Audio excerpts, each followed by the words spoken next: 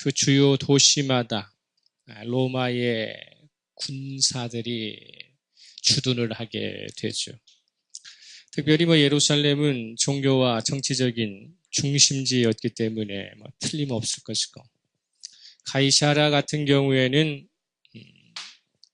총독의 관저가 그곳에 있음으로 말미암아 군단 단위의 로마군의 본부가 자리 잡고 있었어요. 마찬가지로 가버나움에도 로마의 주둔군이 상주하게 되는데, 갈릴리 북부 지방을 관할하는 곳이었기 때문에 상당한 병력이 그곳에 주둔을 하게 됩니다. 가버나움은 갈릴리 호수를 끼고 있으면서 북쪽 지방의 동서남북을 모두 연결할 수 있는 아주 중요한 교통의 길목이에요. 상업과 군사의 요충지 역할을 하는 항구 도시였습니다. 갈릴리가 북쪽과 이 동서로 나누는데, 이 북으로 해서 가장 북쪽의 중심에 이 가버나움이라는 항구가 있죠. 이 가버나움은 예수님의 제2의 고향이라고 말할 수 있습니다. 어릴 적에는 나사렛이라고 하는 곳에서 사셨지만 공생의 사역을 시작하시면서 그의 가정이 다 가버나움으로 옮겨오셨고, 그곳이 주님의 복음의 전진의 기지 역할을 감당하게 됩니다. 마태복음 4장 13절 14절을 보게 되면, 마태복음 4장 13, 14절을 보게 되면, 나사렛을 떠나 스불론과 납달리 지경 해변에 있는 가버나움에 가서 사시니 이는 선지자 이사야를 통하여 하신 말씀을 이루려 하심이라. 선지자 이사야를 통해서 말씀하신 대로 가버나움에서 당신의 공생애를 시작을 하시게 되는 것이죠. 그러다 보니 제자들 또한 이 지역과 연관되어 있는 사람들을 선택하게 되죠. 12명의 제자 가운데 속에 가론 유다만 남부지방 사람이고, 베드로, 안드레, 야고보, 요한, 빌립, 나다나엘, 또 물론 세리 출신이었던 마태까지 이르러서 모두 다 가버나움을 기반에 두고 있는 사람들이었습니다. 이 가버나움은 예수님의 일행과는 매우 밀접한, 뗄래야 뗄 수 없는 지역이었다라는 것이죠. 가버나움은 예수님께서 이제 산상수훈을 무리와 제자들에게 말씀하신 후에 갈릴리 어느 산에서 산상수훈을 선포하신 후에 제일 먼저 찾아가신 도시가 바로 이 가버나움이에요. 누가복음에는 산상수훈과 복음과는 평지설교가 있는데, 이 산상수훈과 평지설교의 내용은 조금씩 달라요. 조금씩. 그렇지만은 결론 부분은 동일합니다. 결론 부분은. 한마디로 산상수훈과 평지설교의 긴 말씀을 하시는 가운데 속에 우리에게 주시는 결론은 뭐냐면, 좋은 열매를 맺는 좋은 나무가 되어야 한다라는 것이고, 이 세상에서 당신으로 말미암아 좋은 인생의 건축자의 삶을 살아야 한다, 이렇게 말씀하세요. 그래서 누가복음 6장 47절에서 49절을 보게 되면, 누가복음 6장 47절에서 49절을 보게 되면, 내게 나와 내 말을 듣고 행하는 자마다 누구와 같은 것을 너희에게 보이리라. 집을 짓되 깊이 파고 추추를 반석 위에 놓은 사람 같으니 큰 물이 나서 탕류가 그 집에 부딪히되 잘 지었기 때문에 능히 요동하지 못하게 하였거니와, 듣고 행하지 아니하는 자는 주추 없이 흙 위에 집 지은 사람과 같으니 탕류가 부딪힘에 집이 곧 무너져 파괴됨이 심하니라, 이렇게 말씀하셨어요. 산상수훈의 여러 가지의 주제를 가지고 말씀을 하시면서 궁극적으로는 우리의 삶 속에 좋은 열매를 맺히는 삶이 되어야 하고, 우리가 살아가는 인생은 뭡니까? 무너지지 않는 튼튼한 건축자의 삶을 살아야 한다, 이렇게 말씀하시는 것이죠. 그렇기 때문에 인생의 좋은 건축자의 모범, 좋은 열매를 맺히는 나무에 대한 이 본보기는 성경 여러 곳에서 곳곳에서 찾을 수 있죠. 그런데 오늘 본문인 이 가버나움의 백부장의 예는 인생의 좋은 건축자이면서도 좋은 나무가 되는 것이 어떻다라고 하는 것을 아주 특별하게 보여주는 한 예입니다. 이유는 뭘까요? 이 백부장은요, 이 가버나움이라고 하는 것이 군대가 상당히 많은 수의 군대가 있었기 때문에 백부장이 로마 사람인지 아니면은 근방의 시리아나 아니면 저쪽 지역의 사람인지는 알 수 없어요. 그러나 단지 이방인이라는 것은 틀림없어요. 유대인이 아니라는 것은 그것은 분명한데, 그러나 이 사람이 로마 사람인지 아니면 다른 민족의 사람인지는 알 수 없어요. 이 사람이 누구와 같은 역할을 하고 있느냐 하면 세례자 요한과 같은 역할을 오늘 하고 있다는 데에 이 본문의 특징이 있습니다.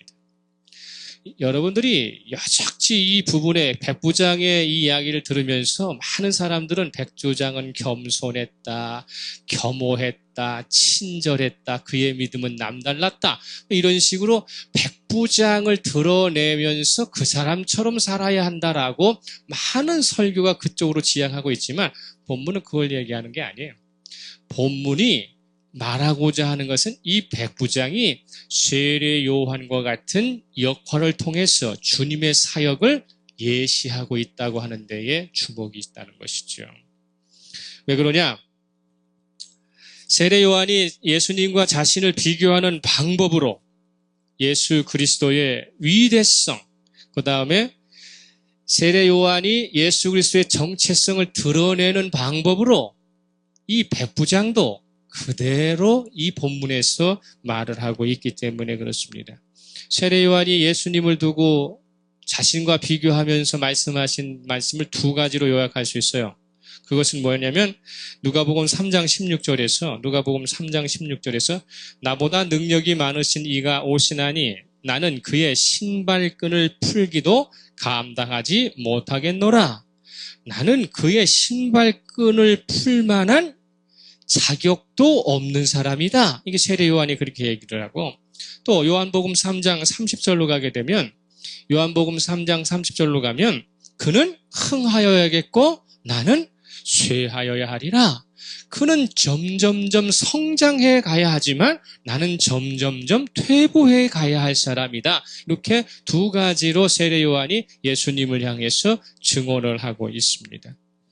오늘 본문 또한 세례 요한이 예수님을 주목하는 그 관점으로 백부장의 모든 행위를 볼 수 있어야 거기에 진정으로 오늘 성령이 우리에게 말씀하시는 것을 이해하고 거기에 은혜 받을 수 있어요. 할렐루야. 그렇기 때문에 세례 요한의 자세를 놓치지 말고 보세요. 백부장은 식민지를 무력으로 관할하는 로마 군대의 중간 계층에 속한 자입니다. 지배권자죠. 그들의 습성은 고압적이죠. 강압적인 반면에 이 백부장은 가버나움에 주둔하고 있으면서도 지역 사람들과 좋은 연대를 맺고 있고 좋은 관계를 맺고 있습니다. 이 사람은 자신의 권리, 권력과 자신의 지위를 이용해서 인정을 베푸는, 그래서 지역 유지들로부터 신망이 매우 두터운 사람이었었어요. 고압적이고 위압적인 자세를 권세 있는 삶을 사는 것이 아니라 자신이 가지고 있는 것을 베풀므로 말미암아 피지배계층 사람들과 관계성을 매우 원활하게 하는 매우 지혜로운 사람이었다는 것이죠. 자, 본문 누가복음 7장 5절 한번 보세요. 누가복음 7장 5절에. 누가복음 7장 5절에 같이 읽습니다. 시작. 그가 우리 민족을 사랑하고 또한 우리를 위하여 회당을 지었나이다. 이 유대 장로들이 가버나움에 주둔하고 있는 이 백부장에 대해서는 이 사람은 우리 민족을 사랑하는 사람입니다. 억압하고 강압하는 사람이 아닙니다. 그리고 우리가 절대적으로 필요한 회당을 지어준 사람입니다. 라고 평가를 하고 있는 것이죠. 그렇다면 이 백부장은 가버나움에 주둔한 지가 오래됐다는 거예요. 오래 상주하고 있어서 깊은 뿌리를 내리면서 지역 유지들의 어떤 거예요?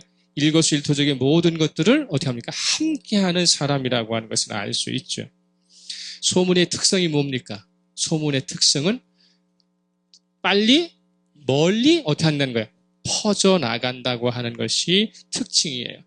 가버나움에서 예수님의 이러저러한 사역들에 대해서 백부장은 자연스럽게 예수님의 사역에 대해서 듣는 정보를 가지고 있었겠죠. 왜냐하면 예수님이 움직일 때마다 수많은 무리들이 움직이기 때문에 이 군인들은, 지배권자들은 어떻게 됐어요? 눈여겨봐야만 하고 그걸 관찰해봐야만 해요. 때문에 백부장에게 예수님에 대한 정보가 수시로 들어왔을 거란 말이죠. 그 얘기는 무슨 얘기냐면 예수님도 제2의 고향 가버나움에서 늘 전 본물 사역의 전진기지로 삼으셨기 때문에 백부장이 행한 일들에 대해서 제자들과 사람들을 통해서 충분히 이 백부장은 이런 사람이 이런 일을 했습니다 라는 이야기를 충분히 어떻게 합니까? 듣고 있었고 알고 있었다는 것이죠. 백부장이 예수님에 대해 잘 알고 있었듯이 예수님도 백부장이 행한 일에 대해서 어떻게 합니까? 잘 알고 계셨다는 것입니다. 그러나 둘이 직접적으로 만난 적은 없지만 소문으로 서로의 상황을 알고 있었던 이 사람이 가까운 자리에서 주님과 백부장이 조우할 수 있는 일이 덜커덕하고 발생했다고 하는 것이죠. 백부장의 종 가운데 한 사람이 병들어서 사경을 헤매고 있다는 것입니다. 병행구절에 마태복음 8장 6절을 보게 되면, 이 본문의 병행구절인 마태복음 8장 6절을 보게 되면 그 종이 앓고 있는 병은 중풍이다 이렇게 되어 있어요. 그러니까 중풍병이라고 하는 것을 이야기하고 있어요. 중풍병은 무엇입니까? 뇌출혈이 일어난 것이죠. 뇌출혈이 일어나서 어떻게 합니까? 반신불수가 되고 수족을 못 쓰는 상태가 되는 것입니다. 그런데 중풍병이 걸린다고 해서 당장 죽는 건 아니잖아요. 당장 죽는 건 아닌데 상당한 시간이 소요되면서 이 사람의 병은 악화일로에 빠져버리게 되어서 나쁜 상황으로 전개되어 갔다는 것이죠. 누가복음 7장 2절에 어떤 백부장의 사랑하는 종이 병들어 어떻게 됐다? 죽게 되었다는 거예요. 병들어 있는 상태가 아니라 그 병이 악화되어 가지고 어떻게 되는 죽을 지경에 이르게 되었다라는 말인데 7장 2절에서 우리가 주의 깊게 봐야 되는 게 뭐냐면 백부장의 종이라는 사람이 병든 것이 아니라 잘 보세요. 백부장이 사랑하는 종이 병들었어요. 여기에 키포인트가 있어요. 병든 이 종은 백부장에게 매우 특별한 존재였었어요. 그래서 자신이 어떤 종보다도 지극히 사랑하는 종이었었어요. 남다른 종이었죠. 그래서 이 백부장은 뇌출혈을 일으킨 이 종을 백방으로 고쳐보려고 노력을 했다는 거예요. 노력을 했다는 것. 그런데 모든 것이 허사로 돌아갔고 더 이상 이를 고쳐줄 수 있는 방법을 찾지 못한 상태에서 예수님을 만나야 하겠고 예수님께 의뢰할 수밖에 없는 상황이라고 하는 배경이 있어요. 급한 건 누가 급한 거예요? 백부장이 급한 거예요. 그래서 누가복음은 마태복음과는 달리 백부장이 직접 예수님께 가지 않고 그 지역의 유직격인 장로들을 보내고 있습니다. 주님께서는 종을 향한 백부장의 안타까운 이 마음을 너무도 잘 아셨기 때문에 흔쾌히 장로들과 함께 백부장의 집으로 동행하시는 것을 결정하시고 가시기를 결정하신 것이죠. 우리가 이 대목에서 놓치지 말아야 될 게 뭐냐면 주님의 행동이 조금 다르시다는 거예요. 다른 것과는. 주님께서 유대 장로들을 통해서 백부장의 사정을 들으셨다면 그 자리에서 말씀만으로 종의 병을 충분히 치유하실 수 있다는 거예요. 그 사정의 이야기를 듣고 그래요? 그럼 제가 그의 병을 고쳤습니다. 가서 확인해 보십시오 하면 돼요. 그런데 주님께서 껄끄러운 유대 장로들과 길거리를 함께 가시는 것을 마다하지 않고 가시고 계시다는 사실이죠. 왜? 백부장의 집을 굳이 가시는 쪽을 선택하셨는가? 그걸 생각해야 돼요. 유지들이 와가지고 백부장이라는 사람의 종이 병들었습니다. 이 사람을 좀 고쳐주셨으면 좋겠습니다. 그러면 들으시고 그래요? 내가 고쳐주겠습니다. 당신들은 염려하지 말고 가십시오 하면 돼. 그런데 일어서셔서 함께 유대인 장로들과 길을 걷고 가시는 것입니다. 정예병을 고쳐주시기 위한 목적 외에 이분에게, 주님에게 다른 의도는 없는가 하고 물어봐야 돼요. 아니나 다를까 유대 장로들과 함께 주님께서 가시는 도중에 백부장 편에서 전갈이 도착을 해요. 그죠? 누가복음 7장 6절 보세요. 누가복음 7장 6절. 7장 6절 시작. 예수께서 함께 가실새 이에 그 집에 멀지 아니하여 백부장이 벗들을 보내어 이르되 주여 수고하지 마시옵소서. 내 집에 들어오심을 나는 감당하지 못하겠나이다. 부탁한 주체가 자기 집으로 예수님이 들어오신다는 것을 꺼린다는 것은 수고하지 마십시오. 오시지 마십시오. 이렇게 이야기하는 것은 무례라는 것이죠. 목사님 보고 신방 오라고 해놓고 초인종 띵동 누르니까 오늘 신방 안 받아도 되겠습니다. 그거 마찬가지 아니겠어요? 신방 와달라고 지금 사람 보내가지고 주님께서 기꺼이 지금 가시고 계시는데 멀지 않는데 멀리 있는 것도 아니야. 멀지 않은데 그럼 들어오시라고 환영하는 게 아니라 가서 안 받는다는데요? 신방 안 받는다는 이게 얼마나 허탈해요. 이건 무례죠. 그런데 이 부분에서 우리가 흔히 이야기하는 것이 뭘 이야기하느냐면 그러면서도 다시금 이야기하는 게 있어요. 그게 뭐냐면 4절 한번 보세요. 4절에 유대 장로들은 이 백부장에 대해서 뭐라고 얘기하느냐면 이에 그들이 예수께 나와 간절히 구하여 이르되 이 일을 하시는 것이 이 사람에게는 뭐하다? 합당합니다. 유대 장로들은 백부장을 합당한 사람이다. 그 사람은 그의 청을 들어줄 만한 이유가 충분하다. 합당한 사람입니다. 이렇게 이야기하고 있는 반면에 그 얘기는 뭐예요? 유대 장로와 백부장은 수시로 만났고 조우했고 연관을 맺고 있기 때문에 유대 장로들이 이방인 백부장이지만 거릴 것이 없는 사람이라는 것을 증명해 주는 것이죠. 그런데 백부장은 유대 장로들과 똑같은 유대인인 예수님에 대해서는 나는 당신을 감당하지 못하겠습니다. 이렇게 얘기를 하는 거예요. 유대 장로들하고는 잘 어울리면서 예수님하고는 못 어울리겠다. 이렇게 얘기를 하는 것이죠. 7절 가서 보세요. 7절. 읽겠습니다. 시작. 그러므로 내가 주께 나아가기도 감당하지 못할 줄을 알았나이다. 이렇게 됐어요. 여기까지. 우리 집에 들어오시는 것도 제가 좀 거리끼고요. 그렇다고 내가 주님 앞에 가는 것도 거리껴집니다. 이렇게 얘기를 하는 거예요. 여기까지 들으면은 이 백부장이 예의가 있어요, 없어요? 없는 사람이죠. 그러면 우리는 여기서 백부장의 이런 태도가 왜 나왔는가를 좀 생각해야 돼요. 예수님이 어떤 면에서 백부장에게는 감당하지 못할 그런 존재였는가라는 것입니다. 백부장이 자신의 처지를 나타날 때 표현하고 있는 단어가 감당치 못한다는 단어를 2번 사용하고 있어요. 감당치 못하겠습니다. 이 단어는요, 세례 요한이 주님을 놓고 자신의 제자들에게 예수님을 소개할 때에 사용했던 그 단어를 그대로 가지고 왔어요. 아까 누가복음 3장 16절에서 뭐라고 얘기했어요? 세례 요한이 자기 제자들에게 예수님 소개하면서 예수님은 내가 그의 신발끈을 풀기도 감당할 수 없는 분이야. 나는 예수님의 신발끈조차 풀만한 위치가 되지를 못해. 나는 감당할 수 없는 분이야. 내가 감당할 수 있는 분이 아니야. 라고 말했던 것 같이로 백부장도 세례 요한과 같이 당신은 내가 감당할 수 있는 분이 아닙니다. 라고 표현을 하고 있는 것이죠. 백부장이 감당하지 못하겠다는 것은 도대체 뭘 감당하지 못하겠다는 건가요? 유대인이 이방인과 접촉하면 유대인이 부정을 타는 것이지 이방인이 유대인과 접촉했다고 자기가 부정 타는 건 아니에요.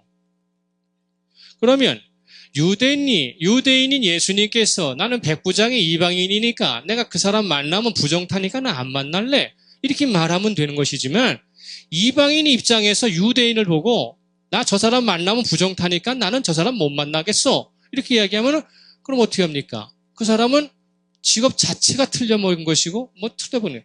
근데 그는 그렇게 이야기를 하고 있다는 것이죠. 백부장은 유대인의 장로격은 서슴없이 만난다는 것이죠. 그러면서도 주님은 왜 감당하지 못하겠다는 말을 하면서 만나기를 주저하고 있을까 하는 겁니다. 예수님과 접촉함으로 자신에게 발생된 무엇에 대한 염려가 아니라 예수님은 자신과 같은 처지가 만날 수 있는, 쉽게 접촉할 수 있는 분이 아니라는 것을 알았기 때문에, 그렇기 때문에 주저스럽다는 거예요. 두렵다는 거예요. 경외감이 있다는 것이죠. 감당하지 못하겠다는 말 속에는 예수님에 대하여 예수님은 그저 그 당시에 훌륭한 유대의 선생에 불과한, 선생 정도에 불과한 위치가 아니라는 것이죠. 그보다 더 높은 분이라고 하는 것을 인식하고 있는 것입니다. 랍비 정도라면 언제든지 쉽게 만날 수 있지만, 자신의 집도 언제든지 그들에게는 개방할 수 있지만, 예수님은 그런 수준에서 평가받을 수 있는 분이 아니기 때문에 그래서 감당하지 못하겠습니다라고 하는 더 겸손의 자세를 취하고 있는 거예요.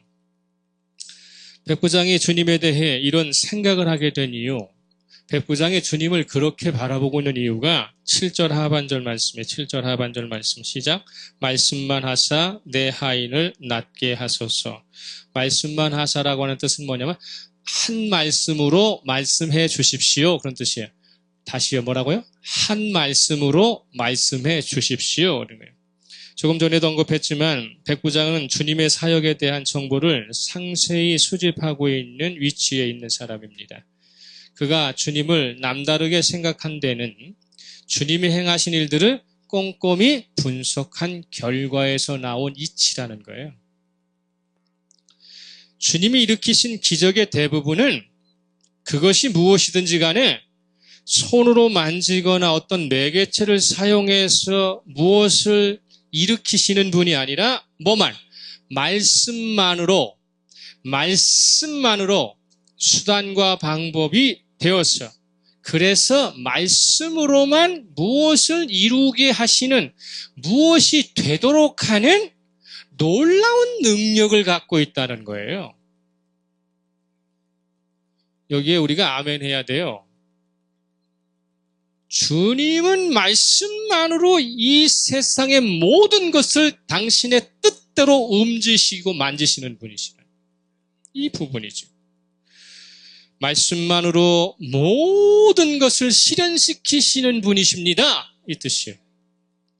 백부장은 자신이 확신하고 있는 것을 그의 계급의 위치에서 증명을 하고 있어요. 한 주인의 주인이라고 하는 위치에서 입증하고 있어요. 백부장의 위는 천부장이에요. 백부장은 100명의 군사를 다스릴 수 있는 권한을 갖고 있는 것이고요. 이 백부장은 천부장이라고 하는 사람의 직속 부하죠. 상명하복의 가장 엄한 규율이 있는 집단이 군대예요. 그죠? 죽일 수도 있고 살릴 수도 있는 것이 군대죠.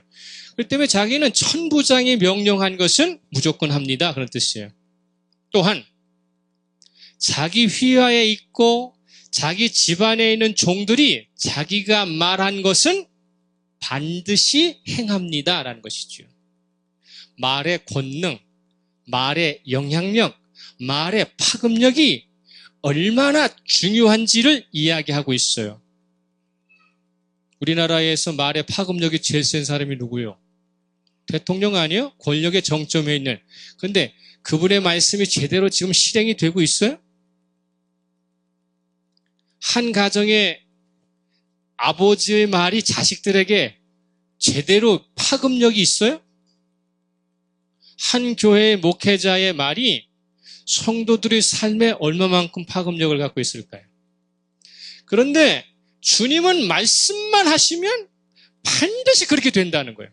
그런 것을 알고 있다는 것입니다, 이 백부장은.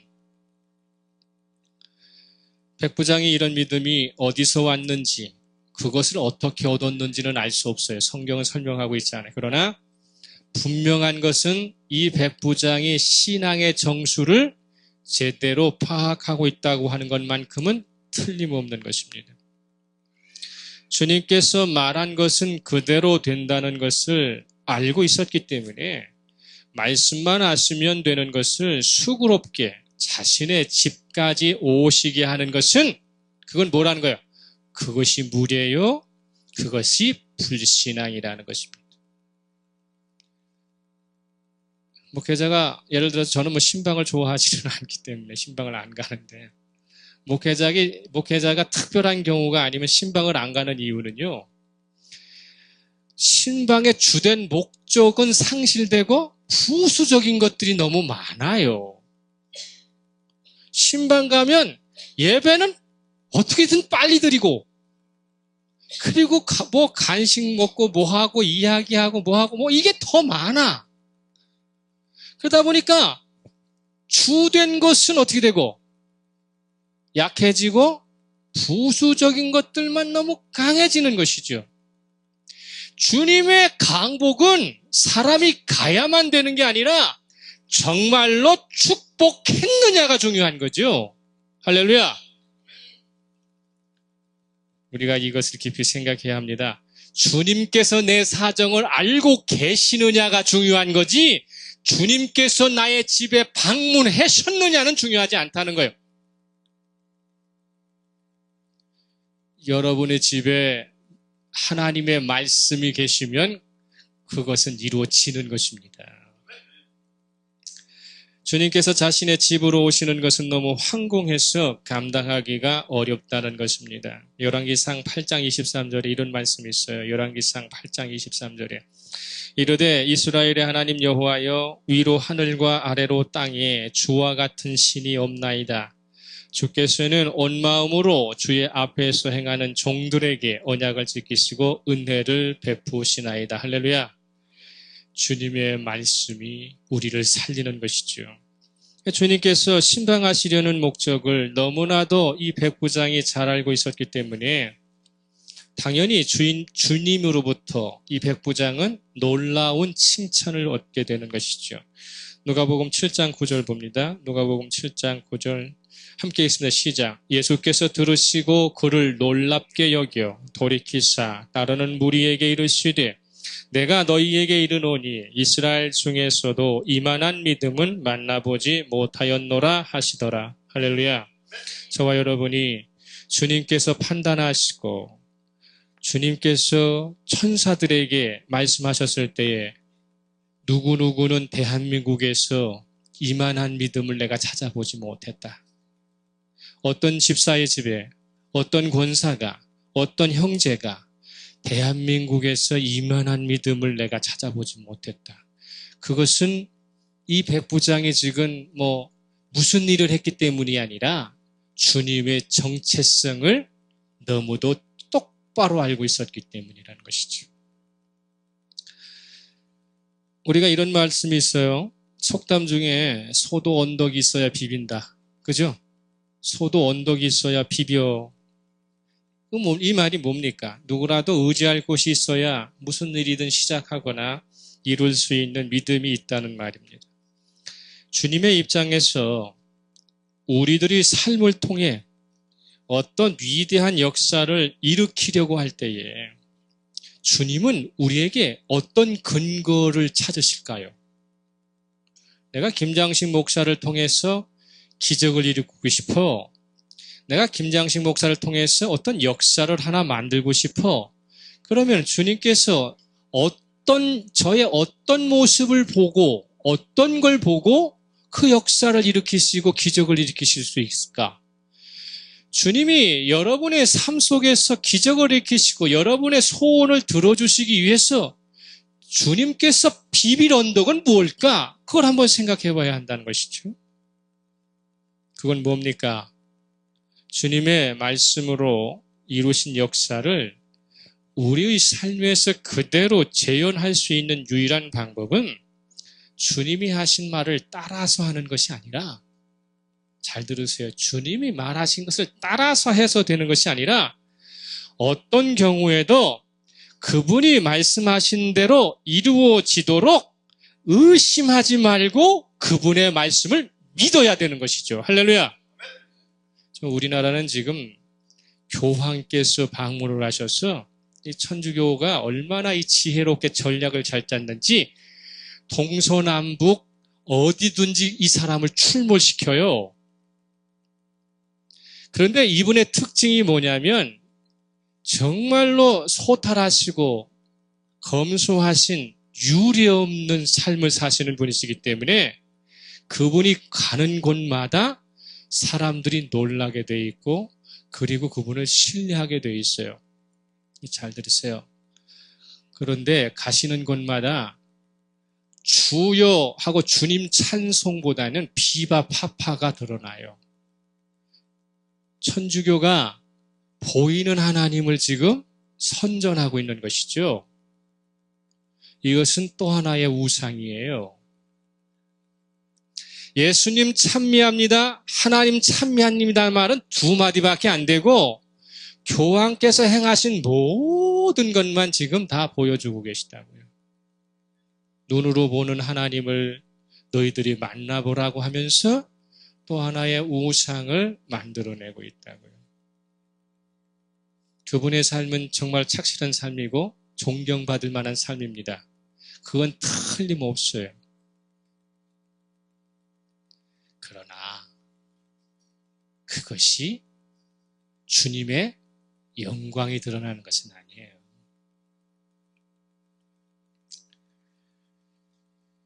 마태복음 21장 21절에서 22절을 보게 되면 마태복음 21장 21절에서 22절을 보게 되면 예수께서 대답하여 이르시되 내가 진실로 너희에게 이르노니 만일 너희가 믿음이 있고 의심하지 아니하면 이 무화과 나무에게 된 이런 일만 할 뿐 아니라 이 산더러 들려 바다에 던져지라 하여도 될 것이요 너희가 기도할 때에 무엇이든지 믿고 구하는 것은 다 받으리라 하시니라. 할렐루야. 의심하지 않고 믿고 구하는 것은 다 받으리라 하시니라 이렇게 말씀하고 있습니다. 인간이 말로 서로의 의사소통을 원활하게 할 수 있는 이유는 우리가 말할 수 있는 이유는요. 하나님이 말씀하시는 분이시기 때문이에요. 저희들이 의사소통이 언어를 통해서 말을 할 수 있는 것은 하나님이 언어를 가지고 말씀하시는 분이기 때문입니다. 하나님의 형상으로 지음받은 궁극적인 이유 중에 하나가 하나님과 언어적 관계, 즉 대화하는 존재로 창조되었기 때문에 대화를 하는 것입니다. 성경의 시작을 알리는 창세기 1장은 천지 창조가 하나님의 말씀으로 이루어졌음을 증언하고 있고 요한복음 1장에서도 예수님께서 말씀이심을 분명하게 밝혀주고 있습니다. 성경을 통해 하나님의 말씀은 가공할 만한 능력이 있음을 계속적으로 우리에게 말해주고 있습니다. 일례로 죽은 나사로를 향해서 무덤가에 가셔서 나사로야 나 오라 라는 말씀 하나로 죽음의 권세가 나사로를 계속 붙잡지 못하고 내어주어야 했습니다. 배를 삼킬 만한 거대한 폭풍우가 갈릴리 이 호수를 지나가는 제자들의 이 제자들 배에 몰아쳤을 때에 주님은 한마디 하셨어요. 바다를 향해서 몰아치는 바람을 향해서 잠잠하라 이렇게 말씀하셨어요. 주님의 한마디가 위태로운 모든 상황을 평화롭고 안전하게 만든 것입니다. 요한복음 8장에 보면 주님을 고발할 조건을 찾고자 악다구니를 쓰는 그 당시의 사람들이 때마침 현장에서 간음하다가 붙잡혀온 한 여인을 놓고 주님의 의중을 따져 묻는 장면이 요한복음 8장에 나와요. 모든 사람들의 눈에는 살의가 있습니다. 살이. 그리고 그 장소를 죽음의 장소로 공포의 장소로 계속 계속 몰고 있어요. 죽음의 장소, 공포의 현장에서 주님께서는 태연히 그리고 침착하게 그 사리가 있는 사람들에게 한 말씀을 하셨습니다. 요한복음 8장 7절 하반절 말씀이에요. 뭐라고 얘기했습니까? 너희 중에 죄 없는 자가 먼저 돌로 치라. 이렇게 말씀하셨어요.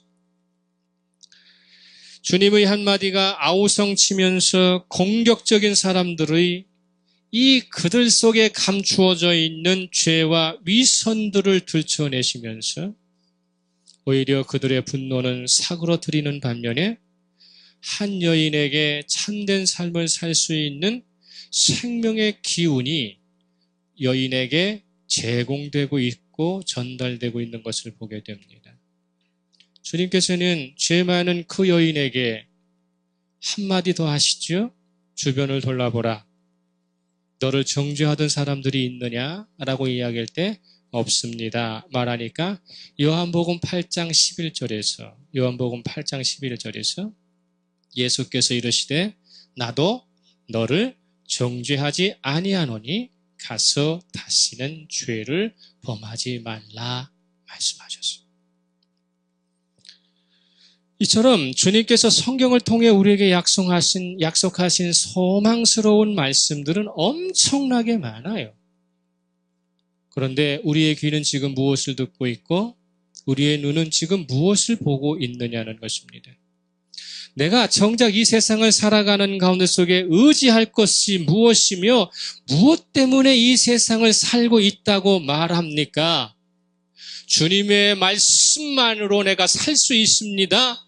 주님 때문에 내가 삽니다가 아니라 내가 이런 돈이 필요하고 이런 권세가 필요하고 이런 지식이 필요하고 이런 사회적 배경이 필요하고 이런 기회와 이런 이유가 있어야만 내가 삽니다. 주님께 그렇게 고백하고 있다는 것이죠.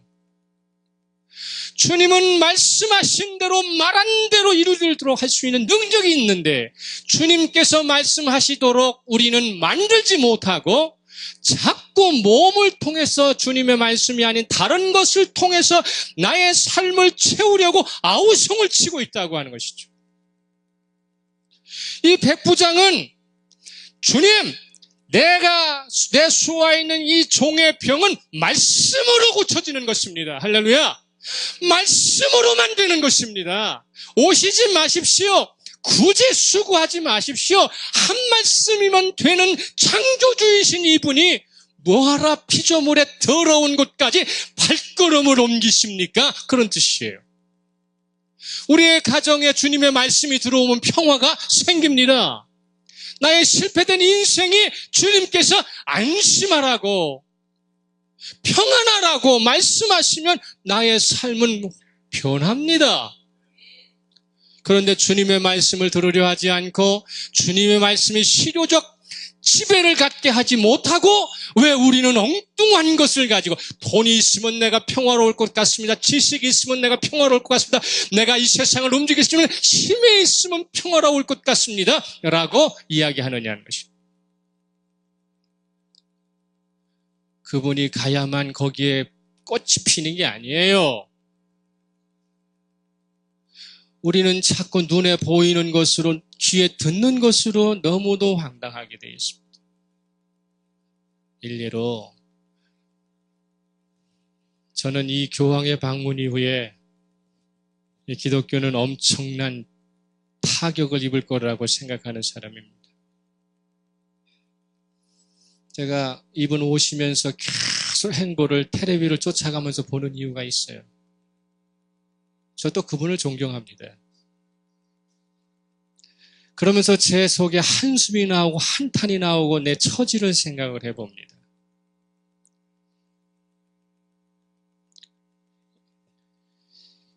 우리가 깊이 생각해야 될 것이 아브라함이 이삭에게, 이삭이 야곱에게, 야곱이 그의 아들들에게, 모세가 후계자 여호수아에게 행한 축복은 말로 전해지는 것입니다. 그들의 믿음의 말은 허공에 흩어지거나 허망한 파동에 불과한 것이 아니라 한 사람의 삶에 엄청난 변화를 일으키는 진정한 힘으로 작용하고 있습니다. 남편과 아내 사이에 말 한마디가 진정한 힘으로 작용하고 있다면 어디서 금이 가겠어요? 사랑한다는 말 한마디에 평생을 책임지면 그 한마디의 힘이 두 사람의 어려운 역경을 극복하게 하는 것입니다. 할렐루야. 허튼 말하고 아무 말하고 술주정하듯이 찌꺼려놓고 그리스도인이라고 자신의 말에 권세와 능력이 주님으로부터 나온다는 것을 깨닫지 못하고 함부로 떠들고 다니는 사람들이 얼마나 많은가. 베드로가 주님을 향해 고백한 말이 우리는 언제든지 집중해야 합니다. 요한복음 6장 68절에 주여 영생의 말씀이 주께 있사오니 우리가 누구에게 가오리까? 영생의 말씀이 주께 있사오니 우리가 누구에게로 갑니까? 주님에게는 영생의 말씀이 있습니다. 이분 외에 따로 갈 데가 없지요. 주님께서 하신 말은 그대로 됩니다. 주님께서 하신 말은 그대로 됩니다. 그대로 되는 주님의 말씀을 먹고 사는 우리의 삶에도 주님이 기뻐하시는 열매를 맺을 수 있는 믿음이 의심 없이 우리의 말 속에 주님의 말씀의 권세가 담을 수 있도록 주를 앙망하십시오. 주를 따르십시오. 그러면 주께서 우리를 살리실 것입니다. 신앙을 가진 사람이 금기시해야 할 것이 무엇일까? 마지막으로 찾아보면 에베소서 4장 29절입니다. 에베소서 4장 29절. 에베소서 4장 29절에 무릇 더러운 말은 너희 입 밖에도 내지 말고 오직 덕을 세우는데 소용되는 대로 선한 말을 하여 듣는 자들에게 은혜를 끼치게 하라. 할렐루야. 여기서 더러운 말이라는 게 뭐냐면 신앙인이 하지 말아야 할 말 중에 가장 중요한 게 더러운 말이에요. 이 더럽다는 말은 병들었다, 썩었다, 부패했다는 말입니다. 야채 사다 놓고 냉장고에 오래 놔두면 어떻게 돼요? 흐물흐물거리고 냄새나죠? 그런 것입니다. 더러운 말의 범주가 두세 가지로 구분을 하면 첫째, 상대방을 찌르는 날카로운 말은 삼갈 수 있어야 돼요. 상대방을 찌르는 날카로운 말. 날이 시퍼렇게 선 칼날 사람의 마음을 갈라놓는 것입니다. 두 번째로 빈정거리듯이 비꼬고 비틀어서 웃음거리 만드는 말, 그리스도인은 하지 말아야 돼요.